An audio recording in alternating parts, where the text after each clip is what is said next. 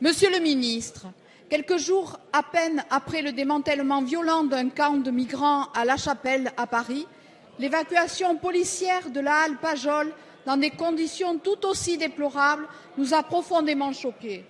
Les étalages d'autorité inacceptables ont montré les limites de l'inadaptation des procédures d'accueil des migrants en détresse et en situation de grande précarité.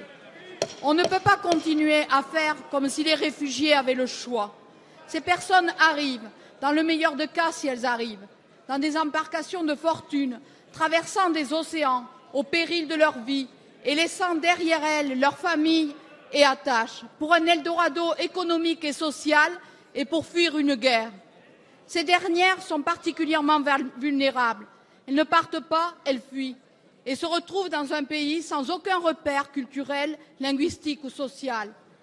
Nos pays riches ont leur part dans la montée des inégalités économiques, sociales, environnementales et doivent prendre leurs responsabilités dans la gestion de leurs conséquences.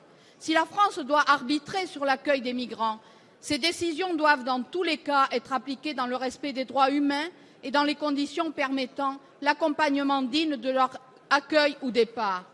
Les écologistes attachés à ces valeurs demandent des solutions durables pour les réfugiés, l'accélération des procédures de demande d'asile et de places d'hébergement, la mise en place d'un lieu pérenne d'accueil et de prise en charge collective des exilés dans chaque grande ville française, qu'ils soient en transit ou demandeurs d'asile, un plan d'action national d'accueil et d'accompagnement des immigrés, ainsi que la mise en place d'un plan européen de solidarité. Monsieur le ministre, pouvez-vous nous assurer dorénavant d'accompagner humainement et durablement ces femmes, hommes et enfants réfugiés de notre planète trop souffrante? Merci madame. La parole est à monsieur Bernard Cazeneuve, ministre de l'Intérieur. Madame la députée, je voudrais profiter de votre question pour apporter un certain nombre de précisions. D'abord, que fait le gouvernement sur la question des immigrés qui sont situés sur le territoire national, à l'instar de ceux qui étaient dans le campement de La Chapelle ou de ceux qui étaient hier à Pajol, sur l'esplanade Nathalie Sarraute, à proximité, Madame la députée, d'une école et d'un gymnase, en présence de nombreux enfants et de nombreux jeunes. Ce que nous faisons, c'est très simple. C'est que nous proposons l'asile à tous ceux qui relèvent de l'asile en France et nous leur proposons un hébergement. Pour ce qui concerne les femmes et les enfants qui sont en situation de vulnérabilité, nous faisons de même en très étroite liaison avec la ville de Paris, dont je veux saluer l'excellence de la coopération qui s'est nouée entre elle et le gouvernement. Enfin, pour ce qui concerne les autres migrants, nous essayons de les mettre à l'abri lorsqu'ils occupent de façon illégale des terrains. Et je veux prendre des exemples concrets. Pour ce qui concerne l'évacuation de La Chapelle, préparée en liaison avec la ville de Paris et les associations, nous avons proposé 471 hébergements, c'est-à-dire des hébergements pour chacun des migrants qui a été évacué.